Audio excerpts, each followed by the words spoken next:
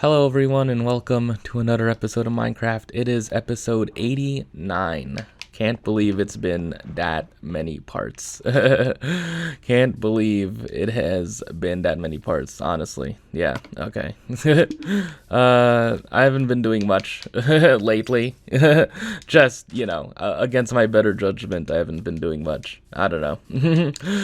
Oh man, I don't know. Anyways, I just, a lot of things happened. A lot of things happened. Not the best intro so far. I am sorry about that. If you want to know the skin I'm wearing, I'm a tennis player. the Alex version of being a tennis player. And I thought that it looked like Zendaya in that movie about tennis and two guys that may or may not have gay undertones, but whatever. I don't know. I'm not just into things, man. I know about it because I see tweets about it and that's it, man. I don't know. Oh man, people are getting really angry about people taking pictures of freaking movie theater screens. It's like, all right. People tweeting about people getting angry. People tweeting that they're upset that people are doing it. That's how it goes on Twitter, man. I mean, obviously, the action is bad, but and then the original action people are complaining about is bad, and then people are on Twitter complaining about it. That's how Twitter goes. But anyways. Well, I haven't been doing much recently. I don't know. I have not been doing much. I've been just watching things, huh?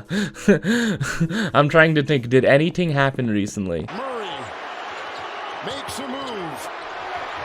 Goes on.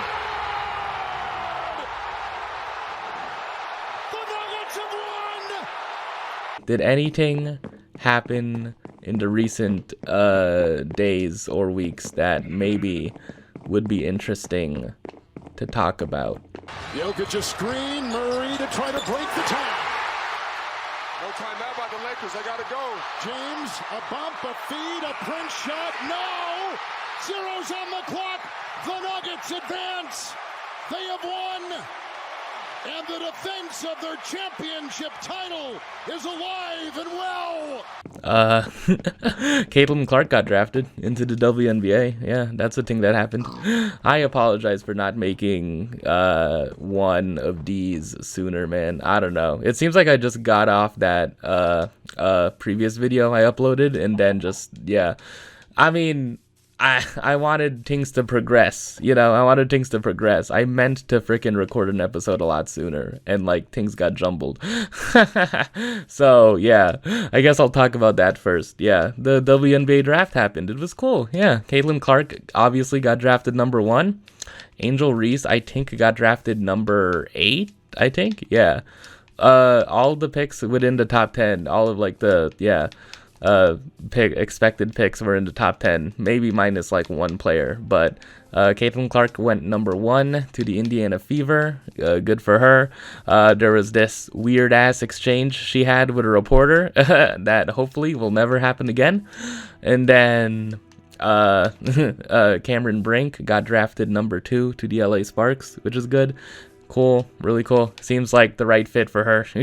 And then the Sparks also had the number 4 pick, and they picked Rickea Jackson from Tennessee.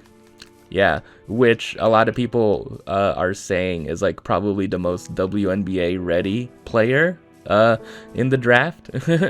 She could win a Rookie of the Year over Caitlin Clark. Who knows? There have been people saying that, I think. And yeah, number 3 was the number 3 pick was Camila Cardoso to the Chicago Sky.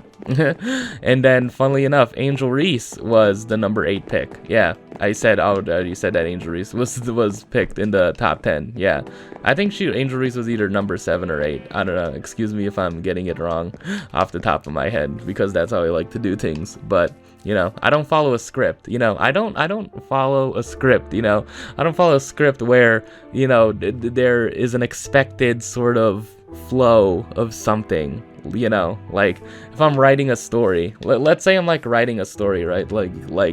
I don't know, forgive me for this detour, but like I'm writing a story, right? And in this story, I'm like, okay, I want to write a story about a basketball game, okay?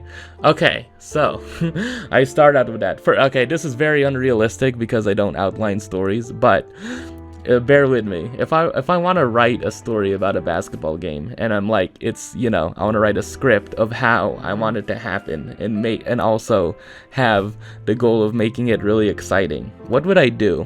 Okay, so, okay, this is a live brainstorming session. I don't really often give, insights to my writing process, but, you know, this is an interesting thing to think about. The script of a basketball game. Okay, so first of all, I would have it so that it's 2 teams in the playoffs, first of all, right? And then I would have it that there are immediate storylines you can follow with each team. Maybe I would have it that one team has, like, one of the most popular players in, you know, a league, you know. Maybe I would have it that way, right?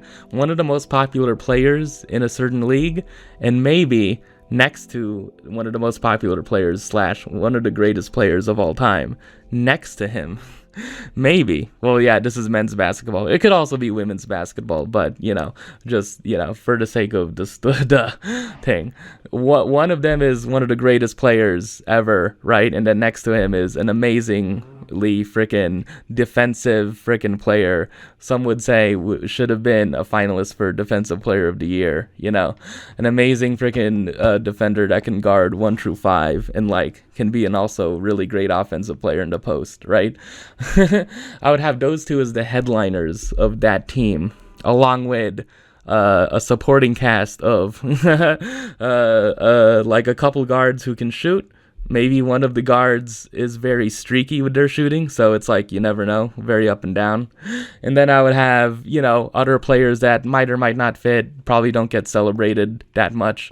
And then on the other side, the other team they're playing against, here's how I would write that team. I would write it so that it's this team that's kind of the opposite a little bit in terms of like the philosophy. And I'm saying the philosophy of, you know, one team has like all the glitz and the glamour and is like the more celebrated team because they come from a more popular place. Let's say Southern California, where I'm from. Just a certain part of Southern California. I don't know. Maybe not San Diego, but, you know, I would have it so that this team that rivals the glitz and glamour team is from, you know, a place that's not as celebrated as Southern California. How about like Denver? How about Denver, Colorado? How about that? I don't know. I'm just throwing stuff out there. And I would make it so that on the other side of like one person who's like seen as like an amazingly exciting player, one of the greatest we've ever seen, I would make it so that it's somewhat of an up-and-coming team, right? I would make it so that it's somewhat of an up-and-coming team. And then I would make it that the star of the team is kind of boring. And maybe I would write in, like, maybe basketball isn't their biggest priority. Maybe I would write that as part of, like, the star of that team, the freaking more boring team from Colorado, you know? And then I would have it that the number 2 of that more boring team is this amazingly freaking clutch player. But the conceit of that is, their, like, flaw or weakness, if you will, is that they're also not the most consistent, as in they're not the most consistent, you know, in terms of like you can always depend on them to put up a particular stat line, but that only applies in the regular season. That's how I would write it. But this is the playoffs we're talking here. So yeah, I would also make it so that it's a pretty damn balanced team. So you have like some really good freaking 3-and-D people, right? You have like a 6'10" freaking guy who can shoot, you know, maybe has some really dumb opinions on women's basketball, but still. You have another freaking extremely freaking athletic guy, because yeah, another thing I didn't mention is that the star of the freaking not as glitzy and glamorous team from Colorado also is just the most unathletic guy. Can't really jump, to be honest. So you pair him with, you know, a guy who can like really jump. He's probably won or should have won the dunk contest in a previous year. So yeah, pair him up with that, and then you have a really good two-way guard. And then yeah, that's basically like the main focal points of that team. I would make it, if I was writing a story, you know, I would make it so that these two teams were to face each other in the playoffs, right? But it's kind of not fun if the team with the, you know, most popular player / freaking like seen as like one of the greatest players is the team that everyone expects to win. Like, it's more fun if that team is seen as the underdog to this more boring team, right? So let's say this freaking let's say this team from Southern California was in this thing called the play-in, which meant that you had to fight your way, you had to win a game to make it to the playoffs in the first place, right? Maybe it was like a 7th seed. Maybe they won the 7th seed. Okay, and let's just say that the team from Colorado is a 2nd seed, so they're like near the top of the standings for this league in the West particularly. Okay, all right, we're cooking here, right? Bear with me. Okay, so in this story, a playoff series is 7 games, right? Best of 7, which means the first to 4 wins the series. Okay. All right. Bear with me here. What would be an exciting way for a game to play out? Okay. Just a game. Any game. How about the more exciting team from Southern California jumps to an early lead, right? Okay, there you go. How about that? What if they jump to an early lead, and then the team that's like experts expect to win, you know, not just like blind fans, you know, are not just blind fans, you know, because those blind fans would be more in line with the Southern California team. What if freaking this more boring Colorado team had to claw its way back and storm back from down double digits from a double-digit deficit in a game, right? Let's say the third quarter. Let's say at halftime, the more exciting freaking team, more popular team was up by like 10 or 12 or something, maybe even like 15 or 20. And then in the third quarter, the more boring team freaking took over. And then in the fourth quarter, things got really exciting because there keeps on being freaking exciting plays down the stretch by both teams. But in the end, the team that's more boring prevails. What if you just replayed that for, I don't know, just however many games? 11, 12, 13, I don't know, 10, 11, 12, you know. I think 11 in a row is a good number. So you replay that 11 times in a row. How would things end up? How would it be? How would that script end up? Would that end up being a good script? For some people, it would be. For fans of that more boring team, it would be. So yeah, just a thing to think about. I don't know. Anyways, I've gotten too off track. Anyways, so yeah, what else about the WNBA draft should I talk about? Yeah, just, you know, me watching it, it was cool. Like, it broke records. It was the most watched WNBA draft since Diana Taurasi's draft, which was interesting. Oh man, I love like the Diana Taurasi's snarkiness, man. I love how sarcastic and like just how much she likes playing an asshole, you know, like she kind of likes it, man, like playing kind of like a heel, you know. She loves being really snarky. Yeah, I wonder if she learned it from Gino Ariema, you know. It's just like, she would, yeah, because, you know, again, from the previous episode, if you remember, if you watch that part, it's like, oh yeah, I built this bridge, by the way, in the style of that other bridge, off camera.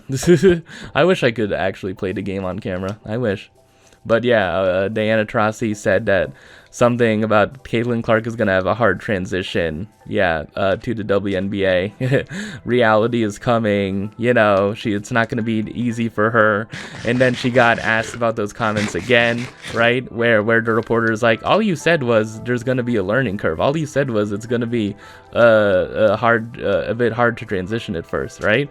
And then Diana was like, she was like taking it, riffing on it, and she's like, there's a learning curve from when you go from first grade kindergarten to first grade.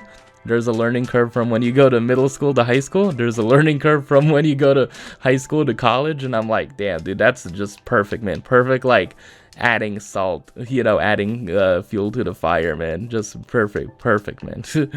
And obviously, the big news from women's basketball over the weekend has been Candace Parker retiring. Yeah. Candace Parker is a 3-time champion. She won her first championship in 2016 with the Aces. She got drafted by the Aces. She is the only WNBA player or NBA player to have won Rookie of the Year and MVP in the same season. She was the first woman to dunk in a college game, I think. And she played under Pat Summitt, the legendary Tennessee coach for the Lady Volunteers. The Tennessee was like the program up there with UConn, who competed with UConn for a while. Mostly in the 2000s, yeah. If you don't know about Pat Summitt, I've read a little bit of like the Wikipedia. Yeah, like Pat Summitt was like at the height, like she was like along with Gino Ariema, like the height of like college basketball in terms of like coaches, and she won like 8 championships, I think. Yeah, she won like 6 or 7, around that, like many championships with Tennessee. And then Gino has 11, so yeah. That 4-peat he had from 2013 to 16. Yeah, put him ahead of Pat Summitt. But yeah, Pat Summitt is seen as like one of the best like college coaches in the women's game of all time. So, and she's legendary. She coached Candace Parker, and so the sad thing about it is that in 2011 she was diagnosed with early onset Alzheimer's. Yeah.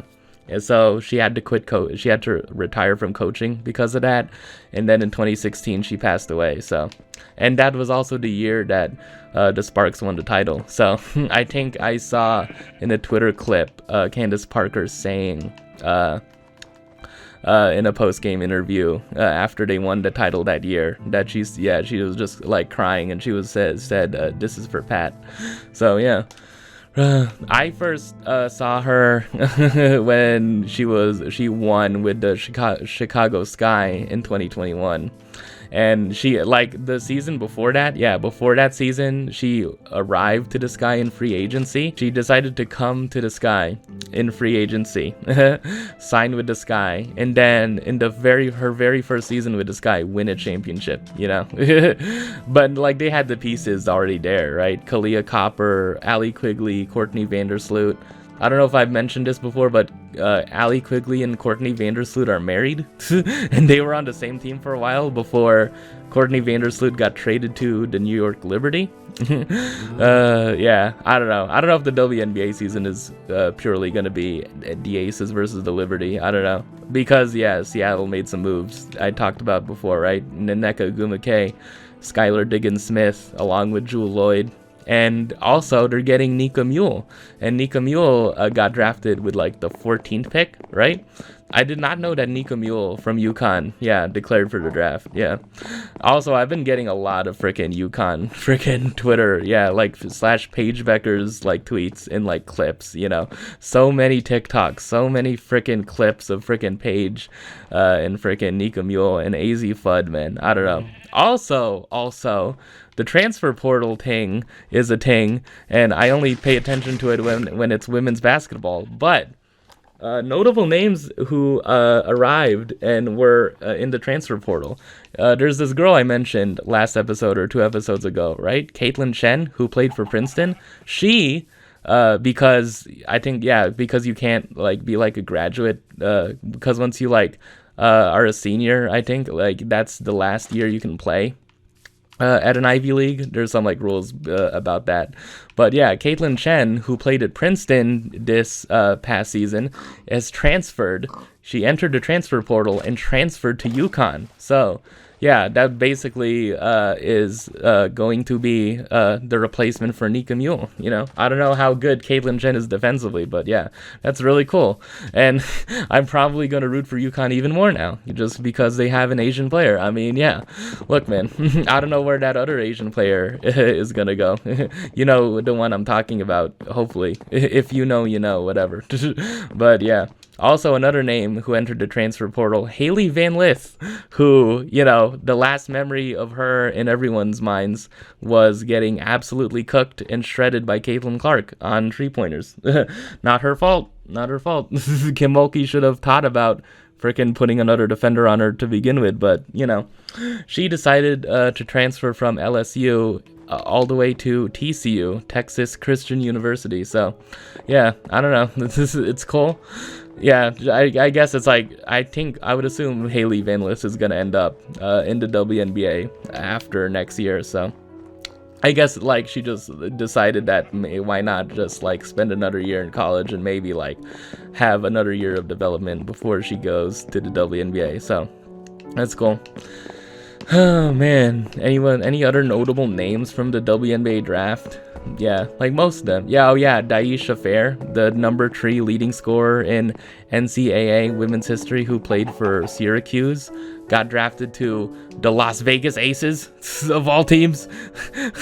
And also, Caitlin Clark's teammate from Iowa, Kate Martin, got drafted to the Las Vegas Aces, and I think she could end up on the final roster. I think so. I don't know.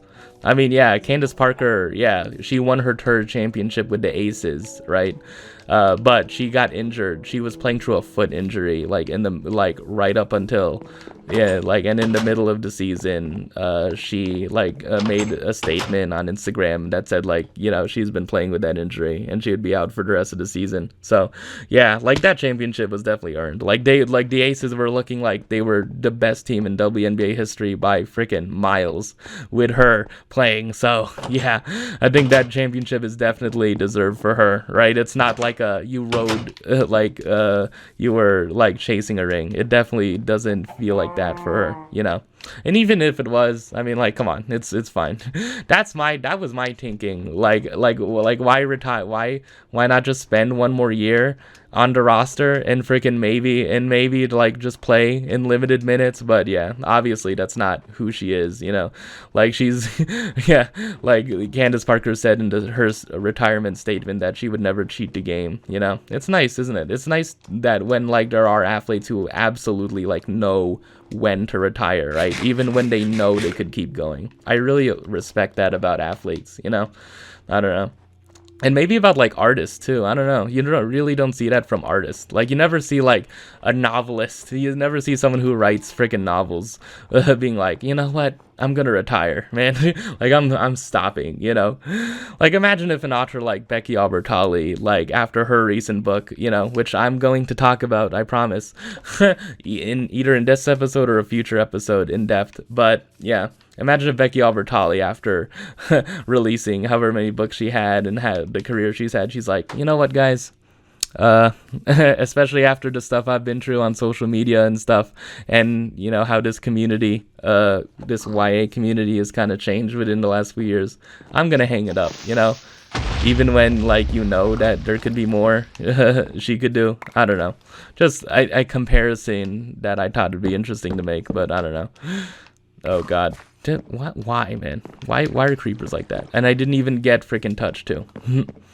Yeah, so yeah, basically that was in Candace Parker's retirement statement. And if you want to find a cross sport comparison, it's Andre Ward retiring when he did, basically, because Kovalev was basically the last fighter kind of Andre Ward needed to beat to cement his legacy, to be honest, right? Of being number 1 pound for pound, right? Undisputed light heavyweight champion of the world, You know, like Andre Ward and Kovalev the first time in 2016 fought like a really close fight. There's some people who argued that Kovalev should have won the fight because Kovalev knocked Andre Ward down, and that was like, I think, the only time Andre Ward has been knocked down in his career. So yeah, but in the second fight, you know, Andre Ward definitively like beat Kovalev, and there's this whole freaking thing about low blows. I don't know. Kathy Duva from Kovalev's promotion company, the Kati Duva, the daughter of Lou Duva, the trainer. I think God, it's like, oh man, I'm for blanking on the name of the promotion, but yeah, I remember her at a press conference being really angry. I remember that. Oh man, those were the days, man, when I only cared about that. But you know, alas, it's nice, man, me opening my horizons, man, you know, just opening things up, man, like, you know, opening a third quarter lead after being down for the entire first half. It's nice, you know, it's nice. Oh man, anyways, so that's basically all the women's basketball stuff, right? Is it? I'm sure there's more, man. I'm sure there's more.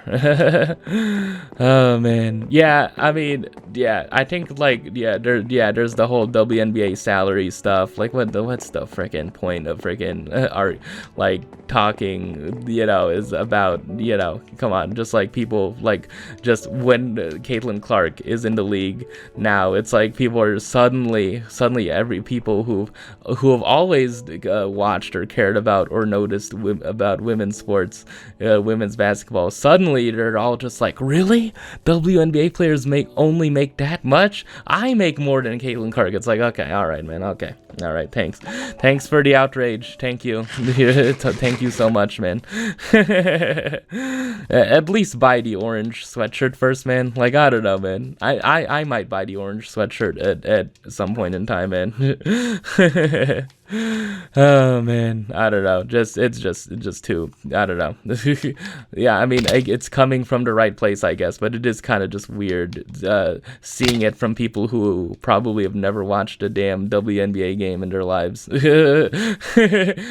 is just a little bit weird, you know, or probably who can't name freaking more than like 2 WNBA players, right?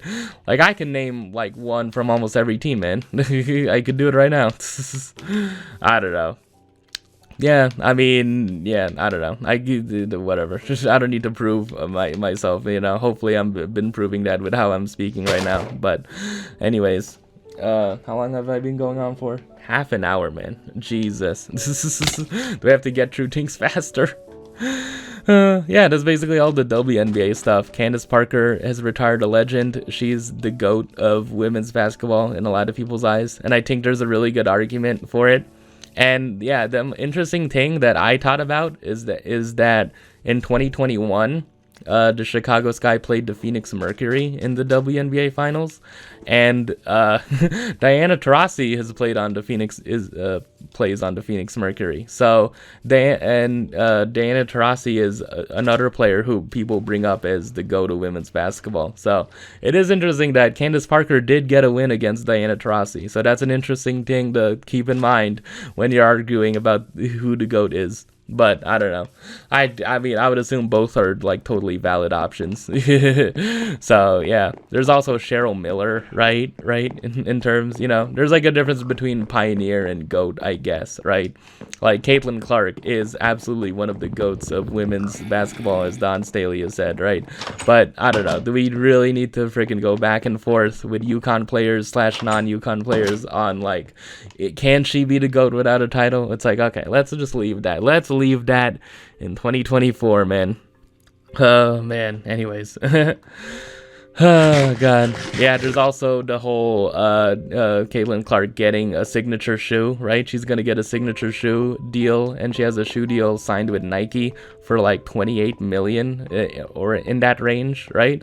Like definitely over 10 million. So like, yeah, somewhere in the 8-figure range. And then Asia Wilson kind of tweeted a Bible verse, which, you know, probably represents her thoughts. It's just something about like, you know, your time will come, basically, is the message of the Bible verse, right? Like, your time will come, you know, eventually. And yeah, hopefully Asia Wilson can have a signature shoe of her own. I don't know. It's just the whole thing of like, why doesn't the face of the league? Because she absolutely is the face of the league. She is the best player on the defending back-to-back champions, right? It's like, yeah, obviously qualifies pretty good qualification to be the face and the best player in the league, right? Pretty good qualifications, right? And people are talking about her overall marketability when she already has like a book out, right? You know, she already has a book out, Dear Black Girls, I think. Yeah, something like that. And she already, you know, and like, I don't know, it's like, you know, like, it's, I don't know, I think the whole marketability like angle with Asia Wilson is kind of weird. Like, I don't think that should be a problem with like recent stuff with her, right? You know, I don't think that should be a problem. And if marketability is a problem, then like, isn't that kind of on the league in general? Isn't that kind of on the WNBA in general for not marketing her and like pushing the WNBA through the lens of Sabrina Ionescu and Brianna Stewart, right? Like, I don't know. There's an interesting freaking angle there too, right? Of like why it seems like Sabrina and Brianna Stewart get like twice to 3 times the amount of publicity as in promotion and push marketing wise than Asia Wilson does, or even Kelsey Plum, right? I don't know. I guess. I don't know. I mean, I don't know. We would like to think about it again. Just ponder over it, okay? Ponder over it. Oh man, should I get back to my story idea? Yeah, so yeah, my story idea was like, yeah, like I wanted to design a script of a basketball game where each basketball game is exciting in their own way, right? And look, if you're writing a basketball game in a story, I'm not saying I've done this before, but what, like think about it. What is one of the most exciting ways for a basketball game to end, right? Not in like a 30-point blowout. No. Okay, so that option is out the window. Not in like a 10-point, like, you know, playing the foul game. No, not that. The most exciting way for a basketball game to end, for most people, for a lot of people, is through a buzzer beater, right? Where someone throws up a shot at the very end of the game, the buzzer sounds, and then the shot goes in the basket, and then the team wins on that shot. So, what do we do about this series? Like, the series can't have the same script for every game, right? The series can't have the same script of what I just described previously in every game, right? Okay, so what do you do? How do you do this? Okay, so what if you have both though? What if you have the comeback from a double-digit deficit in the third quarter and a buzzer beater, right?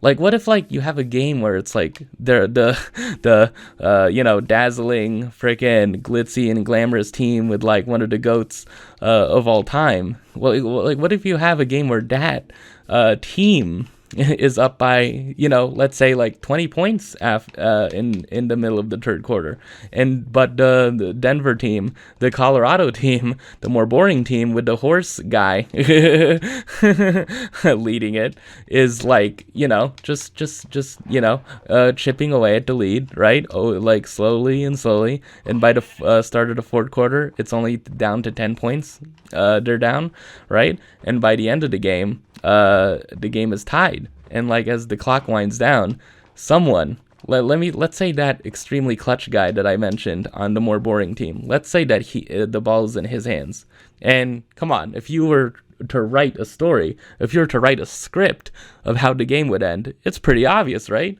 So you have it where the ball is in the clutch guy's hands, and then the buzzer sounds, and then here's something I probably wouldn't have written in the script. The extremely clutch guy hits the shot over this number 2 on the glitzy and glamorous team, the freaking defensive player of the year finalist. He hits a fadeaway, which is a much harder shot than just a regular jump shot, right? He hits a fadeaway over what many people say is the defensive player of the year, what many fans of a certain team are saying is the defensive player, you know, is one of the best defensive players in the league. So yeah, that's an exciting way for a game to end, right? Okay, so what if you just do that again? What if you do that twice? So we have 2 games that end that way for the more boring team. Okay, so you've already chalked up that there's 2 wins for the more boring team, right? Okay, so what game does the other team win?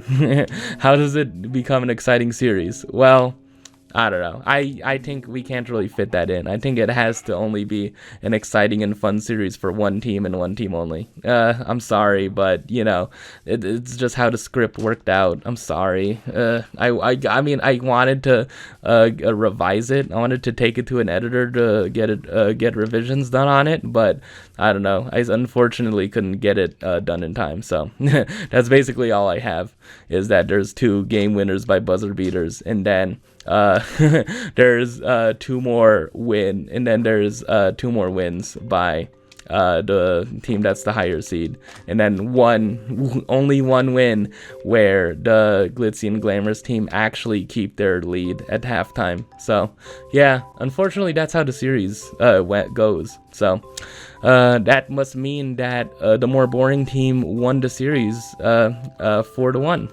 Yeah, so that must mean that. Yeah. Must be a nice thing. Yeah, must be a really nice story. I would read that story. I would definitely enjoy that script. I would definitely enjoy it. I don't know. I'm workshopping it right now. I've never shared my work like this before. Oh man. Okay, should I do a Twitter segment, man? It's only been 40 minutes, man. Okay, I'm making great pace. Is there any like loose ends that I need to clean up in other things before I get to what I want to talk about? Oh man, ooh, I'm watching this freaking great anime, man. I don't know. I remember talking about the show Bang Dream. It's my go, which won the r/anime subreddit's freaking Anime of the Year award.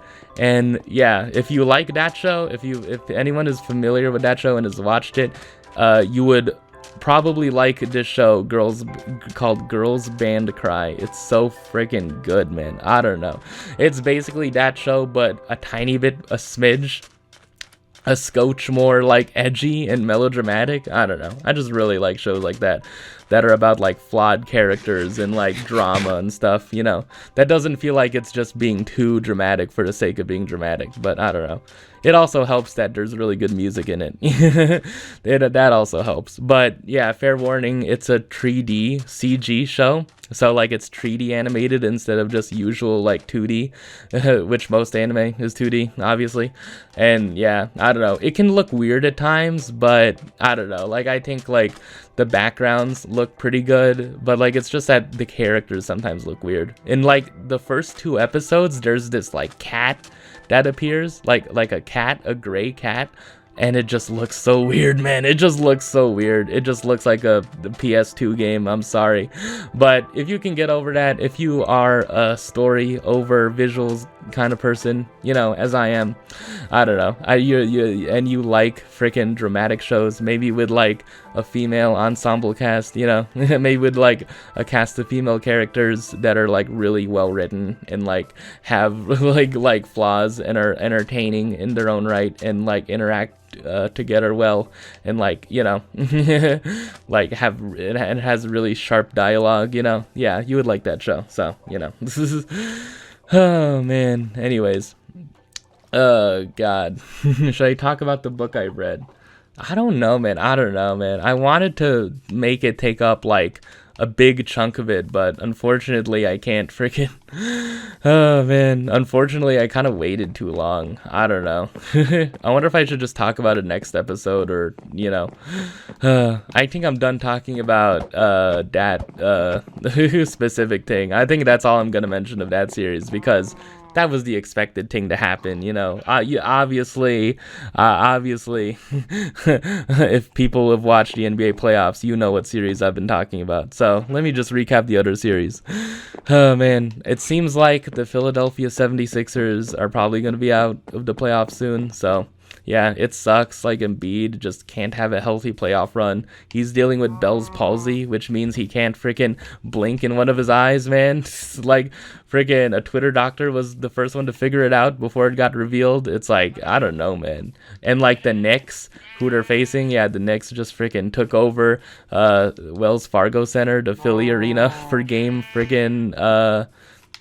game 4, and it's like, yeah. And then Embiid was like, said he was disappointed, in the fans.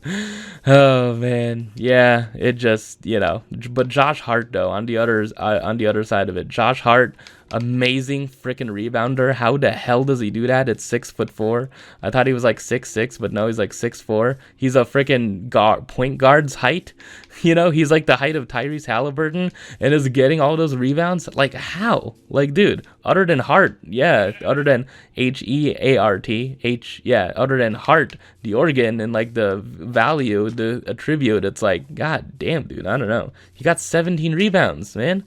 Yeah, and really, like, the reason why the Knicks are up 3-1, and there was that amazing freaking Game 2 finish in MSG, where, like, DiVincenzo, Jalen Brunson scored a tree on a very, very lucky bounce, and then there's a whole, like, Kyle Lowry got the ball ripped from him, there should have been a foul called, and then freaking DiVincenzo got to shoot a tree, it missed, Isaiah Hardenstein, who's black, by the way, got the rebound, and then OG Anunoby passed it to DiVincenzo again after missing a tree, and they hit a tree and 2 trees, 6 points in freaking 17 seconds, and the crowd goes wild.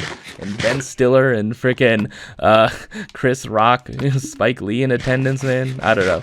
Like, Ben Stiller is kind of on another level of Knicks fandom. I feel like Ben Stiller might be like the biggest Knicks fan next to freaking Spike Lee, to be honest. Like, I don't know, the way he tweets about the Knicks, I'm like, he's like, you're an actor, right? It's like, why you're just tweeting about the Knicks so damn much?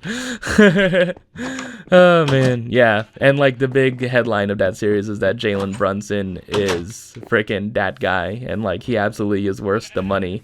And Becky Hammon, you might be a little tiny bit wrong about Jalen Brunson being too small to be the guy to lead a team to a championship, because they honestly very well could. They very well could. Oh man, but in order to do that, they have to face the Celtics. They're up 3-1 against the Heat. Big headline from that is that that the Heat won a game without Jimmy Butler, with freaking just Eric Spoelstra's freaking devil magic, whatever it is. Shout out to Eric Spoelstra, AAPI month, I guess, early or a little bit early. Oh man, shout out to Eric Spoelstra for being basically the best coach in the league. That LeBron wanted fired for some reason.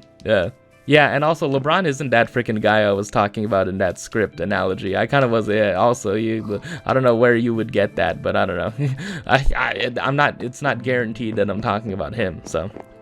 Okay, so, yeah, basically, Porzingis, one of their most important players, had a calf strain, so that's a thing to watch. It could keep him out for, like, maybe, like, a couple weeks. I don't know, maybe even more. I don't know. It's a whole mystery. It just happened today, so. Other series that are interesting, the Pacers are up on the Bucks 3-1, and it seems like the Pacers are just gonna win, but just only because the Bucks are just so injured. Like, Dame has an Achilles strain, Dame has like a calf strain. Giannis has a calf strain. He still isn't back from there. Yeah. The Clippers almost gave away a 31-point lead, but they recovered thanks to James freaking Harden. Yes, you heard that right. James Harden delivering in a playoff game, scoring like 35 points. Like, the battle he had, the battle between Kyrie Irving and James Harden in the fourth quarter of that Clippers-Mavs game. Oh man, the Clippers could very well win it. Yeah.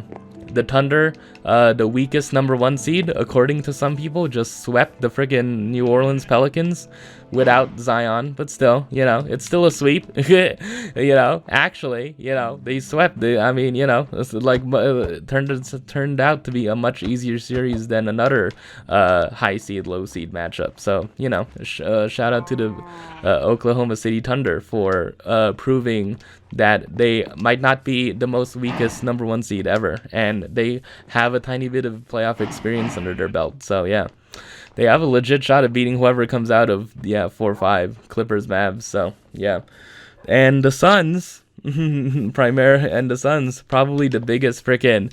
Maybe not the biggest surprise from a result wise, but the Suns got swept by the Minnesota Timberwolves. Yeah, Anthony Edwards is ascending. He's a young star, probably going to be the next American face of the league, because Wemby is obviously the foreign face. So yeah, shout out. Is the super team era of the NBA ending? Maybe. This is just the whole idea of throwing together stars, yeah, and expecting it to work. And also shout out to Bradley Beal for being a champ in freaking delivering with a whopping 9 points in an elimination game. Shout out to Bradley Beal. He totally deserves all $50 million of that contract, and he absolutely does deserve a no trade clause, which is absolutely great. Yeah, thank you. Thank you, Bradley Beal, for your contribution to Phoenix. The moment you get traded to a team that has championship aspirations and your season is on the brink and you're about to get swept, and you said, I'll be damned if I get swept. I've never been swept a day in my life. I'll be damned if I get swept. That you got swept. And then he started the press conference after that game with, I'll be damned, which is pretty funny, but still, you kind of played absolute garbage. So maybe you need to think about that for a bit. Yeah. I don't know. I kind of felt bad for Devin Booker and for putting up 49 points, but whatever. No elimination game Booker slander, but whatever. Yeah, there's probably people slandering him anyway. Oh man, I wanted to get to the book I was reading, man. Yeah. Oh man, I wanted to get to it, man. Yeah. But can I get to it? I don't know, man. Oh man. Yeah, but I just don't know if I can talk about it to the extent I want to talk about it, right? Yeah, I'm talking about the book Imogen Obviously by Becky Albertalli. By the way, oh man, I guess maybe I can go in depth next episode. Maybe I can record the next episode quicker, but I don't know. No guarantees of that, obviously. Maybe I can just give my quick thoughts on it. Yeah, it doesn't have to be that long. It can be just 5 minutes, but well, yeah, in short, it's probably the best book I've read this year. That came out last year in 2023, and I got to it in 2024, but still. It's gonna, if I do another, best books I've read of the year, Imogen Obviously is gonna be on that list of, 10 or 5 or whatever, so I really enjoyed it, man. Maybe I should write something about it, as in a review, maybe on a website that I used to post on, but I don't know. Yeah, in short, I really enjoyed it, man. It's in short, the book is about discourse and Twitter discourse in particular, and the way it handles that and talks about it and freaking explains all of the things and the problems and the challenges with, Twitter discourse, specifically discourse around queer communities and who can be labeled as queer or not, and the policing around being queer, and the whole and if you're in tune with social media, this obviously is inspired by real events that occurred with Becky Albertalli, right? Because Becky Albertalli came on to the literary scene, the young adult literary scene, with this book called Simon versus the Homo Sapiens Agenda, which is about, which is basically about a closeted gay boy, a teenager in an Atlanta suburb, coming out after getting blackmailed, right? Yeah, like he gets blackmailed, and then he comes out, and then there's this whole like big romance thing and a Ferris wheel and freaking yeah, and all the stuff and like yeah. And like also like this coming out scene in freaking the Love Simon movie was like, I don't know. I think that's just one of the best like coming out scenes I've seen. You know, I don't know if I've seen that many scenes of that nature in general, but yeah, like that's an amazingly done scene. I think that scene is worth watching the movie alone, along with reading the book. You know, so yeah. And then yeah, basically like how it's basically Becky Albertalli got her popularity, got to be a best-selling YA author off of writing books about gay teenagers mostly and queer teenagers, right?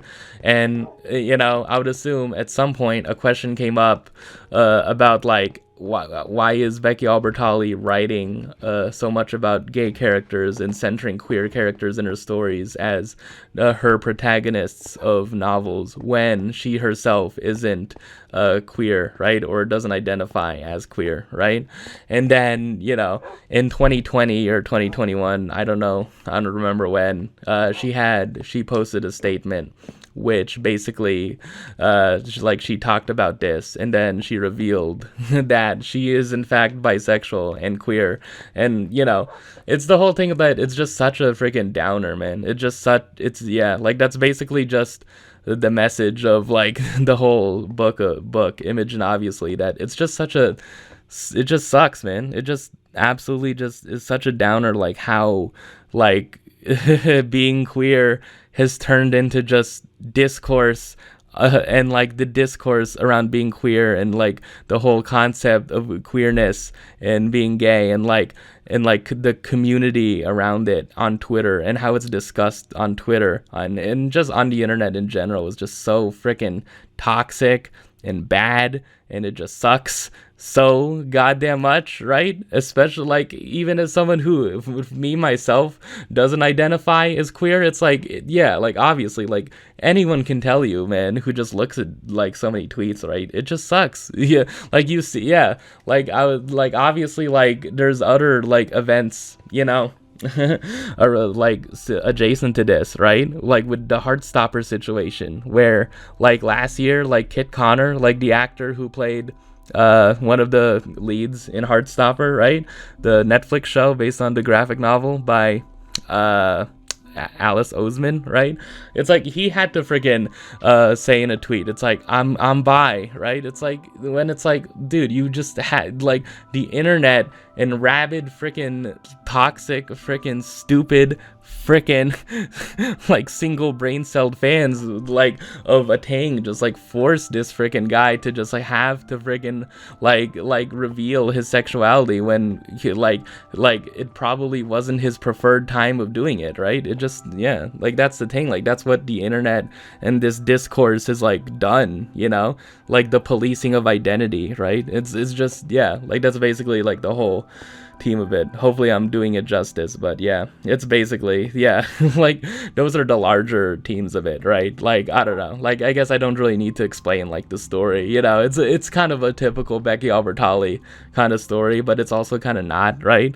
I love how it just builds. Yeah, that's also another element of like what I wanted to talk about, what I imagined talking about when I wanted to talk about this book originally was just like the whole like evolution of Becky Albertalli and like the messaging she has like put out with her books, right, over time, right? Where the messaging of like Simon Versus is basically just like straight and white shouldn't be the default for people, right? Especially when it comes to like romance, you know? Like so why should straight and white be the default, you know? Like why is that our main freaking default lens when looking at romance and love and stuff, right? But then like she evolves, you know, like the way Becky Albertalli, like in her writing has evolved throughout the years. Here she is in 2023, like writing about, you know, queerness in a way, you know, probably slightly inspired or mostly inspired by her own experience of like writing a character who is questioning themselves, like, am I queer? Like, I've always thought I was straight, right? And then like having like one of those toxic friends, right? Because like there is a character directly inspired by this mindset in the book, right? And she's supposed to be like somewhat the antagonist, right? Yeah, like Imogen's best friend, Gretchen. I do like how her name is Gretchen, right? And it's like, yeah, it's like Gretchen, her character is that she is entirely the discourse. She is entirely a freaking zoomer who like is extremely freaking, who thinks that just because she herself is freaking queer and she has watched so many freaking TikToks and she is self-educated so much about queer issues and stuff, like that she feels like she is the expert on anything and everything queer, and like it is the primary person to call people out on freaking internalized biphobia and freaking subconscious biphobia and like homophobia and stuff like that, when it's like, dude, why? Like, that's the thing. It's like she polices Imogen on having a crush, on saying that she has a crush. She probably, or she might have had a crush on like a girl, on an actress, like from her favorite movie, right? She policed that. She was like, that's kind of like what? Like, I'm just saying that, like, if you're not queer, like, that's like the straight people have been using the, I would so freaking you know, date this girl or something. It's like, dude, why are you doing this, Gretchen, right? And like Gretchen, like as the character, the character of her is supposed to represent that freaking like know-it-all, like freaking, it's like, dude, just because you freaking watched all these TikToks and you freaking thought you freaking read everything doesn't mean you actually know everything. And knowing everything and thinking you know everything is different from people's actual lived freaking experiences, and your freaking experience is not the experience of everyone freaking else, you know? Like, that's the thing. You shouldn't try to force your freaking box. You shouldn't try to force boxes of freaking what should count as queer and what should not count as queer on freaking anyone other than yourself. It's like, why are you doing that, Gretchen? Like, why are you such a freaking annoying ass person that's supposed to represent the worst of freaking Twitter discourse? Why are you like this, Gretchen? Why? Like, stop doing that. Oh man, I hope I've been explaining it like well enough. I don't know. It's a great book. It's great. You know, just the way like the messaging near the end of the book of like, you know, like why should there be like one soul? Like, who should, yeah, like in terms of like queerness, like who should get like final say over like what counts as like part or not part of a community, right? Like who should get to say that, right? Like who like should decide, right? And like, I don't know, I don't think the book gives a definitive answer, but I feel like the book, and Becky Albertalli herself as the author, gives the definitive answer that Gretchen's way of thinking is not correct, right? Like, it's harmful, it's like toxic, and it's not good. It's all it does is be annoying, right?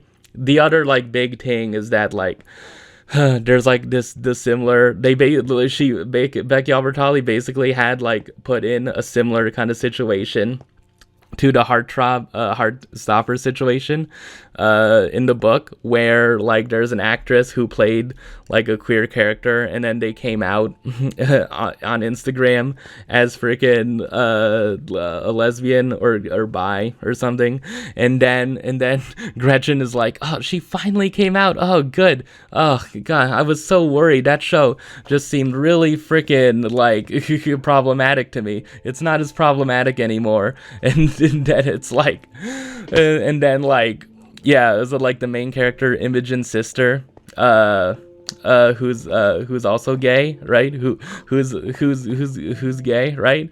Like, she is like arguing with her, like, and making like all the right points, right? Oh man, it's so good, man. It's just, I don't know, like I guess like I can't really do a review of the book justice without like reciting lines from it, but yeah.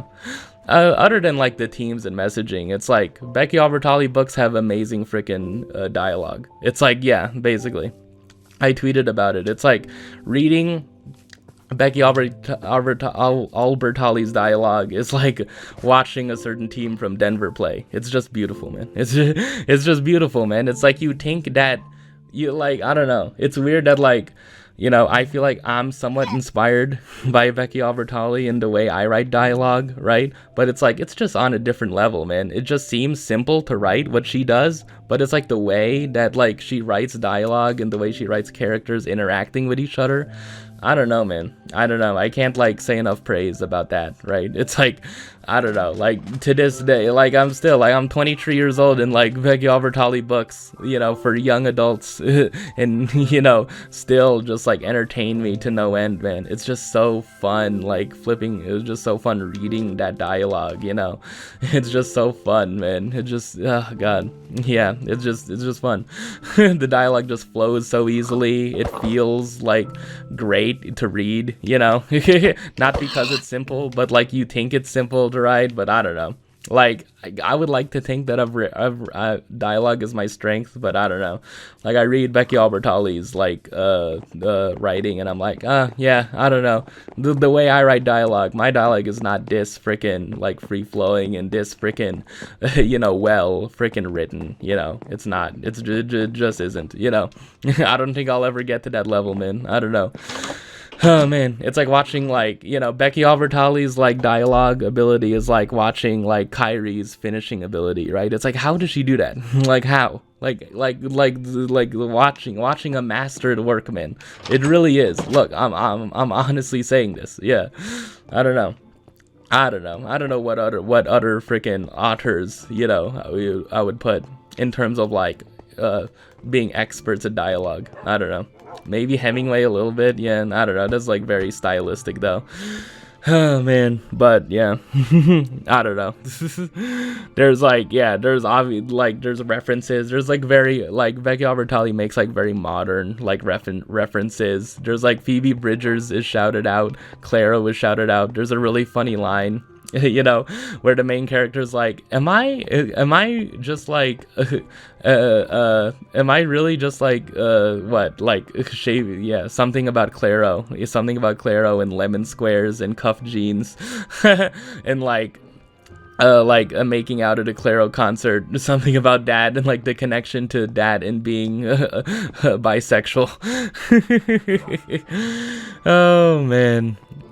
Just like, yeah, I don't know. Yeah, Mitski. There's a Mitski reference, you know. Yeah, like you know, Casey McQuiston, who wrote "I Kissed Sarah Wheeler," shouted out. Oh man. Also, yeah, there's the other character. Yeah, like there's the other character where, yeah, because I guess like if I want to explain the premise of it other than like the teams, I guess I did the team first. Yeah, there's the main character, Imogen, is visiting a college, the college she's gonna go to next year, after her senior year, like after the summer of her senior year, and she's like visiting the college early in the spring, and she has this older friend and then the older friend says that like she made up a story about Imogen being queer when being her ex-girlfriend, right, and them having dated before. And then, you know, yeah, and then Imogen her whole life up to this point thinking that she's straight and like identifying as straight, and that she's like the best like ally you could ask for by being for a straight girl, right, attending every pride meeting and somewhat, right. Yeah, she goes to her friend like Lily, right, Lily's college dorm, right, and she visits, and then she meets this like girl, right. She meets this girl who's a lesbian, and then freaking everything comes into question, right. There's an attraction that builds up, and it makes Imogen question, wait, I always thought I've been straight. How can one girl how can just only one girl topple your entire sexuality, right? When like I was so secure in it, how can just one girl do that? And that's basically like the course that sets the whole story off, and then like the discourse part of it is like also a really big part of it, right? Yeah, I hope I made my point clear. Yeah, I don't know, I guess I've never had any personal experience with like dealing with that kind of like toxic kind of community, or like I don't know, like those kinds of opinions on Twitter. Like my reaction to like opinions on Twitter I kind of dislike, or you know, or people just like going off on discourse on Twitter that people quote tweet stuff that's bad, and they're like, oh, this sucks, why? And then I don't know, my response to all of that is just like, I don't know, man, I just don't really look at it or pay it too much mind. I notice it, I maybe like have a tiny comment about it in my head, and I scroll past it, man. Like that's what I do. But I understand for a lot of people it can be hard to do that, you know. Obviously, right? I guess it just hasn't. None of that sort of discourse has really like affected me personally. But you know, I kind of felt, yeah, like I definitely like absolutely just felt the impact of the message that Becky Albertalli was trying to tell with like the story, right? You know, and it's just not, yeah, it's not a case where it's like ham-fisted. It's not a case where like it's telling you what to think. It's just, yeah, like the only thing Becky Albertalli is doing with this book, I feel like, I think she's just like she wants to like let people know like, hey, maybe this isn't the best way to do things, right? Like, hey, maybe this isn't the best way to freaking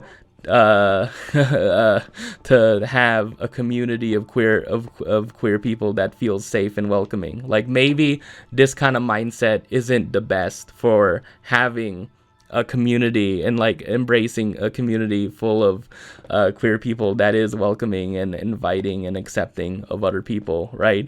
Like maybe we should be accepting of freaking different people with different circumstances whose lives might be different and whose like you know, experiences might not line up 100% with a certain person's, right? And that doesn't mean that their experience is less valid, or that like anyone should have the right to devalue their own freaking experience of being queer, right? Like that's the thing. But basically, the whole message of it, I hope I've like made it clear. I hope I have, but I don't know. It's hard, man. It's hard. That's my review of Imogen. Obviously, yeah, it is one of the best books I've read this year. So yeah, yeah, expect to find it on a list at the end of the year if I do one of those. So. Becky Albertalli has done it again. A 5-star book. Just, you know, yeah. Yeah, I like her by herself. Yeah, like I think like her collaborations, you know, I read Yes, No, Maybe So. That was a decent, yeah, that was a good book too. Like I like generally liked it. I generally enjoyed What If It's Us, the book she did with Adam Silvera. I didn't read or listen to the second book, the sequel to that, Here's to Us, but I don't know. Yeah, but like when Becky Albertalli freaking, I don't know, man, there's just something about a Becky Albertalli book like that, you know. Prime, you know, I don't know, just freaking absolutely great and outstanding, you know. It's just, yeah, it's just great. Is there any more to say about it as I cross an hour and 10 minutes almost? Oh man.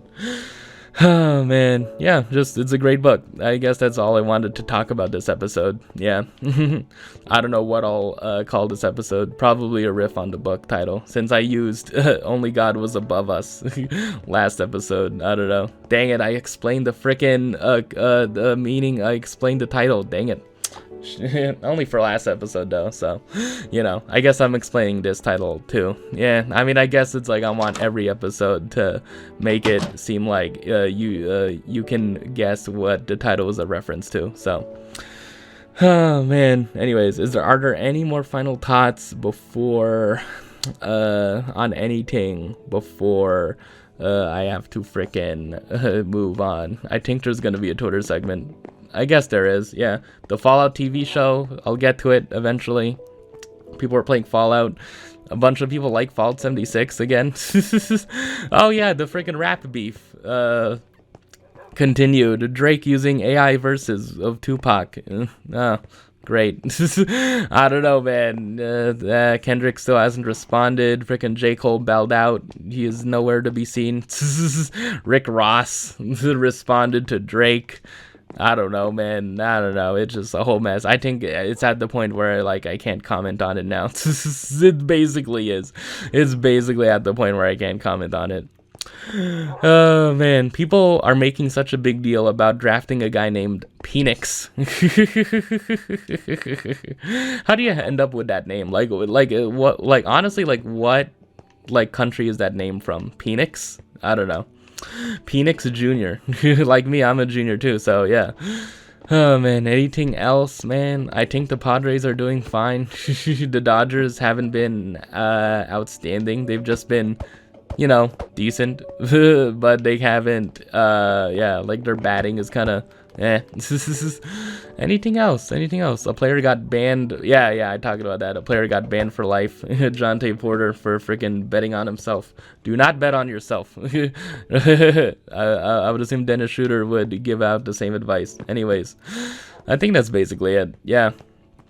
Oh man, final thoughts on Imogen. Obviously, I feel like I have a lot more to say on it, man. Dang it, I really do feel like I have a lot more to say on it, but I don't know.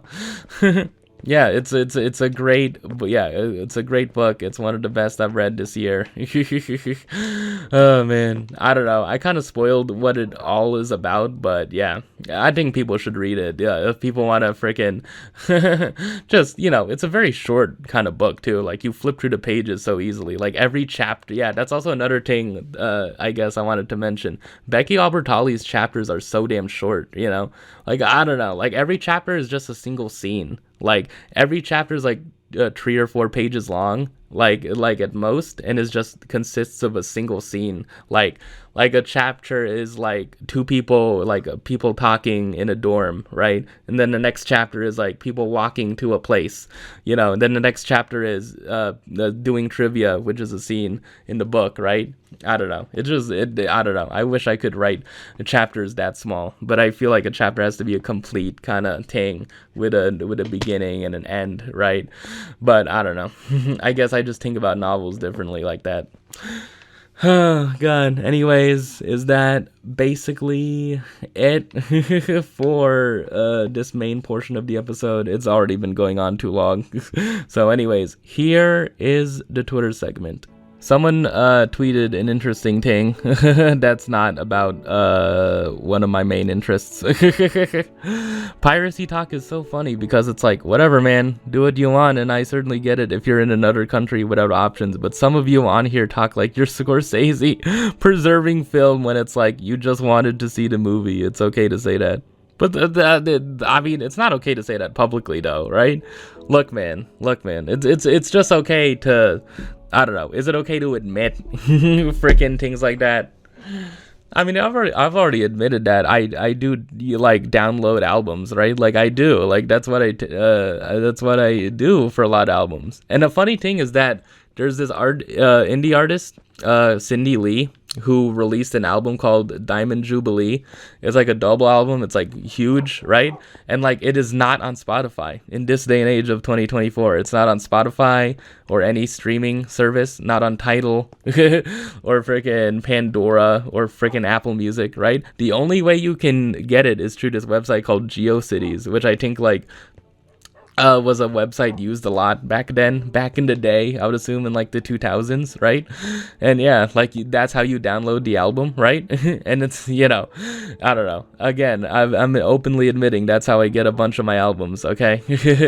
I'm doing it less these days because I often just like I'm like either too lazy or just freaking go to the library and like rip CDs there. I don't know if that counts as piracy, or just freaking buy CDs on eBay and Amazon. That's basically what I do. So that's basically how I account for most of my music library, if anyone is wondering. So yeah, I don't know. But yeah, I don't know. There's this whole thing.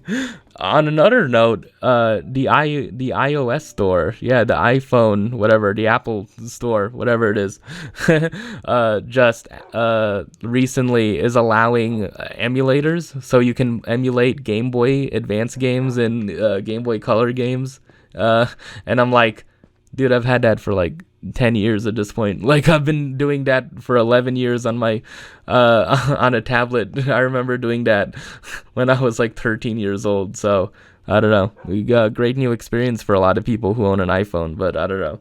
I've been doing that for years. I don't know. Maybe Nintendo's gonna catch me one day. Oh, I'm sorry, Nintendo. I'll be sure to freaking hand over my copies of Pokemon and Super Mario World because I started playing that after finishing Super Mario Brothers. Cool game. Yeah, just, not that hard if you use save states. But I think Super Mario World is more fun. It's more like fast paced, but I don't know. Anyways, that's basically that tweet. Here are some tweets that have been sitting in my likes for a bit that I guess are interesting. I should probably do the thing where I like tweets that I eventually want to freaking get to, but yeah. Oh man, this is from like a few weeks ago at this point. There's someone who tweeted, 2 things can be true at the same time. Caitlin Clark is going to be the MJ of women's sneakers, and Nike had to take that opportunity the moment it was available. 2, it is 100% a fair question to wonder what else Asia Wilson has to do to get her own signature shoe already. Hopefully she does, man. Yeah, Sydney Colson had a funny tweet. Yeah, I forgot to mention that. Sydney Colson had a funny tweet. She always tweets like funny stuff, even though she's just a bench player. But, she was a starter in her career before, but she tweeted something like, at this point, I have a better chance of getting a signature shoe before Asia. Funny. And then another person tweeted, I hate when adults say tummy. I'm an adult. It's my stomach that hurts. Because yet again, I had too many sweets without mother's permission.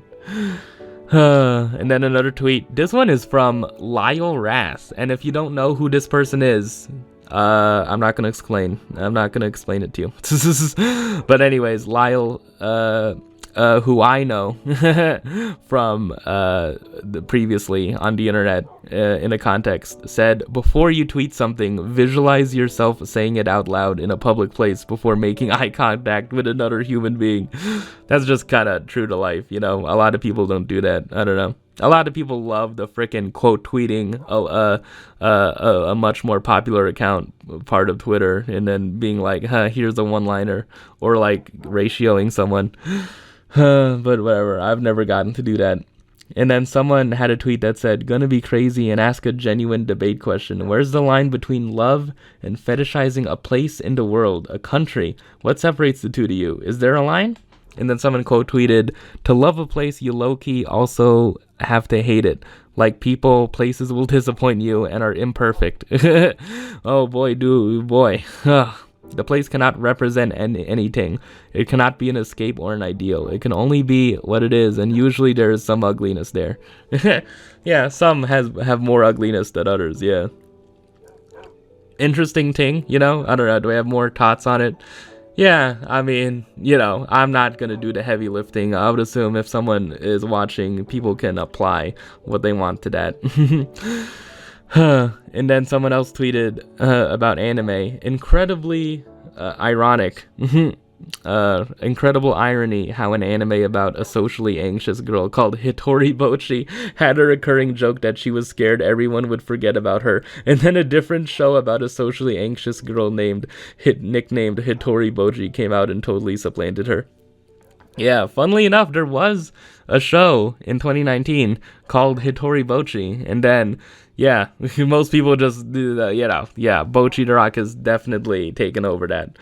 But I don't know, man. I feel like, thinking about, Bochi the Rock, right? And, other, girls band shows. I don't know, man. There's just something about frickin' Bang Dream, It's My Go, that just, puts it on another level for me. I watched Bochi the Rock after, and I found it to be really good, I rated it highly, but it's I don't know, man. It's My Go and Girls Band Cry. I don't know, man. It seems like this genre, I think the girls band show is becoming a genre of anime now. And I feel like I don't know, man. Like from the few examples that there have been, like, yeah, I guess just the Bang Dream franchise. I guess there's also Show by Rock, right?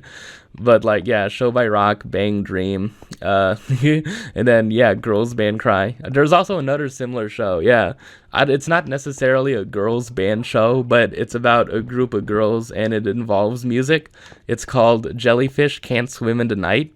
And that's like 2D animated, not 3D, so it might be a little bit easier for people to watch. And like it will probably be, I think as it stands now, it's the more talked about show. It has like about 100 more comments per episode thread on the anime subreddit. So yeah, and like the direction, I don't know, the direction on that show, man, is just something else, man. It really is. Like, you notice it immediately, just like how high the production value and the cinematography is, which is an interesting thing to say about an anime.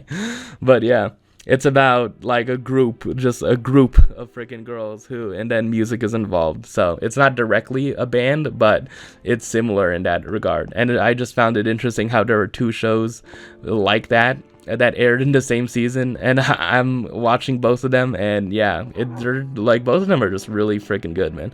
I don't know. I think I'm gonna end up liking Girls Band Cry a bit more, right? But still, it's like they're still both like really great shows, you know. Oh man. Anyways, do I have other tweets? Am I gonna break this up into anything else? Love when someone says, "If you know, you know," and I don't know. That's one thing off my plate. Oh man. Oh god. Anything else, man? Anything freaking else? Please. Firefox refused to restore my session that I've had going for 2+ years. Over 7k tabs down the drain. I think I've had a tab going for like 3 months? Oh god. Y'all realize showering every day is bad for your skin, right? I'll never realize this. I'm sick and tired of people excluding Julius Randle when talking about injured stars. Did people completely forget about him? Yes. I don't know. I want to forget about Julius Randle's frickin' shot selection. That's what I want to forget about. Oh, man. Anyways. Oh, God. Given the last few seasons, Bucks Twitter as a collective should be responsible for the player rotations. They have been proven right more often than not. Oh, man. Stan Van Gundy acting like every player in the league doesn't shoot the ball after the whistle. He's been very weird toward Jason Tatum on commentary all series. Yeah, Stan Van Gundy went on like a 5-minute rant after frickin' Jason Tatum shot the ball after a whistle, and then Bam Bam ended up in his landing space and he rolled his ankle from it. I don't know. I guess that's basically freaking it. I don't want to freaking stretch it out too long. But yeah, I guess non-Twitter freaking non-ting from Twitter, but was on Twitter. If anyone would like to do another thought exercise with me to end this episode, what decade would you choose to live in if you could live in any decade? I don't know, man. I keep on saying that I would love to have been a teenager in the 2000s, man. I don't know. Like, I feel like I'm just a millennial in spirit, man. The way I just love freaking 2000s indie rock music a lot more than like anything from the 90s or 80s or 70s. It's like, I don't know, man. I really do feel like I'm a millennial at heart, man. But like, I don't know, I'm not weird about it. I'm not too much like, I should have been born in 1990 freaking 1 or something. Like, no, I just like, I'm like, I don't know, I think sometimes like, damn, wouldn't it be cool going to high school freaking in 2007, 8, you know? I guess it's just because I think a lot about Emily is Away, you know? I had that experience with Emily is Away, 2 and 3, and with the third one it ended kind of disastrously, but you know, it was an experience, okay? Like, I don't know, like having a girlfriend and then like primarily interacting with her through Facebook. Like, I don't know, man, isn't that the dream of like a bunch of people? Just like chatting on Facebook Messenger all day and all night, man. Oh man, and you have to go to school the next day. I don't know, you get like a text on your frickin' Motorola Razr or your LG chocolate, you bring your PSP to school, you bring your pink DS to school, like right around like 2010 or 11, like, I don't know. You listen to Pumped Up Kicks on your iPod. I don't know. Something like that. More like freaking Time to Pretend. Yeah, by MGMT. Yeah, more like that. But I don't know. Another decade I would choose. If I were to choose sometime in the 20th century, I would choose the 1920s, but Paris in the 1920s. I talked before about how I liked The Lost Generation. Ernest Hemingway, F. Scott Fitzgerald, Gertrude Stein, You're All a Lost Generation, like that. I really like the idea of the Lost Generation and just like a bunch of freaking expats who went through the World War One, and were like, you know what, we have money, let's just go to Paris. Let's just go to Paris and hang out in cafes and hang out with other artists and writers, and let's just hang out and have fun. And then like The Sun Also Rises is just about like a man who's like 30 years old, and then he's just chilling in Paris, and then him and his friends decide like, hey, let's take a trip to Spain, and then friggin' he just sees bullfighting and shit. It's like, I don't know, that just seems cool to me, man. That just seems cool. Another decade, a third decade I would like to live in, probably not the 80s or the 70s, maybe not the 50s. Okay, if I were to pick one decade pre-1900s, I don't know, man. Maybe like, oh god, not, yeah. Like, look, man, I'm thinking it's like there's not many good, cool decades, man. I don't know.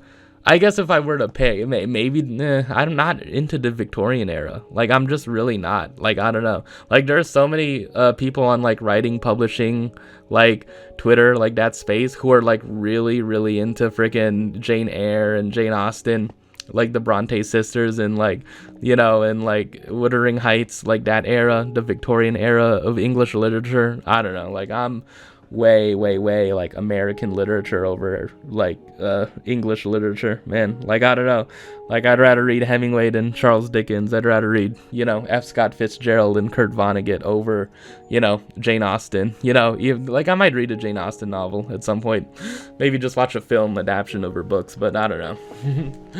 I don't know, a decade pre freaking 1900 is just so hard, man. Maybe see the American Revolution. I don't know.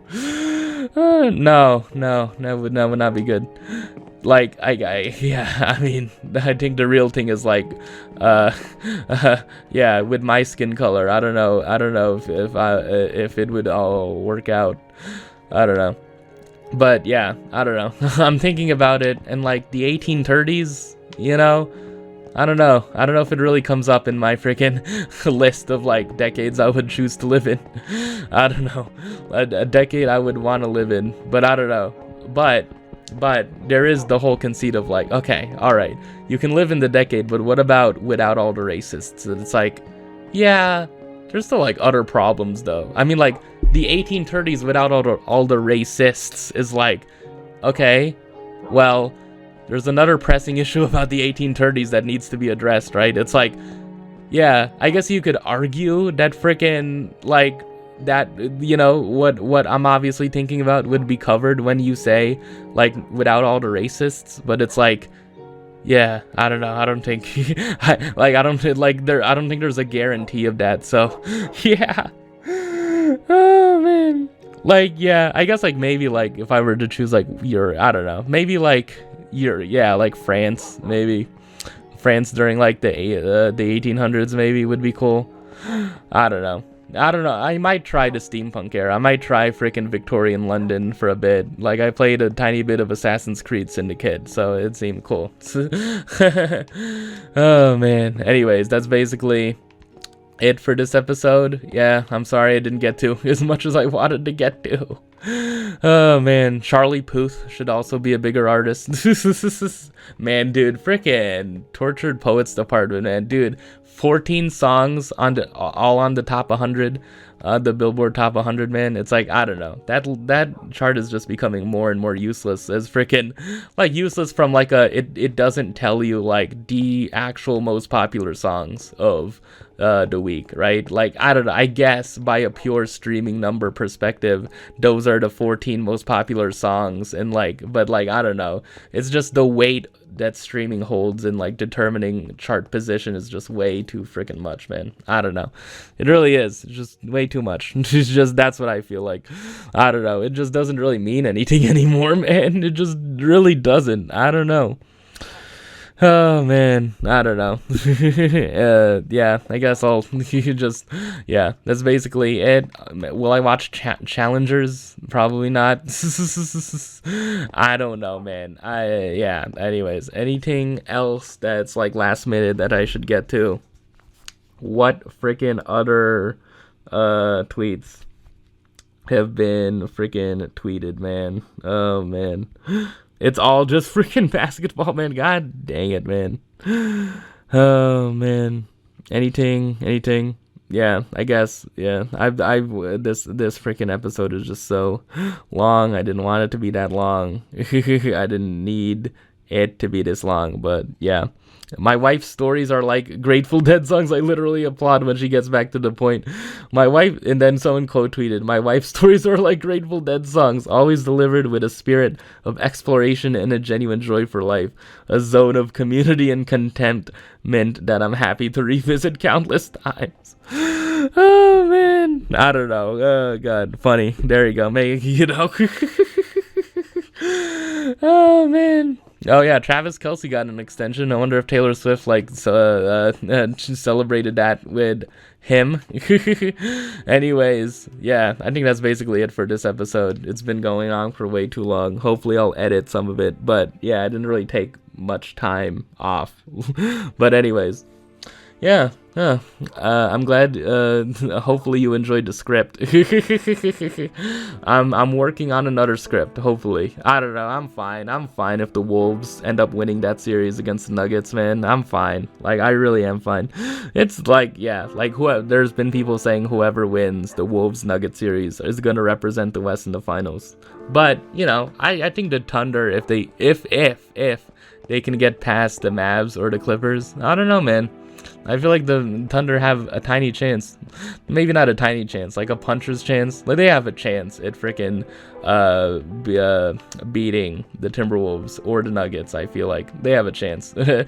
maybe not if Denver like gets back to their like actual like form, you know, because it is fun how this script turned out, but you would like to see a different script. Okay, let's just say you would like to see a different script. Let's just say that being down double digits in each game is not the most viable thing to do, but whatever. They frickin' won in 5 games. They gentlemen swept the frickin' team, so you know, it's fine. Oh God, this episode has been going on for way too long. So see you on the next one.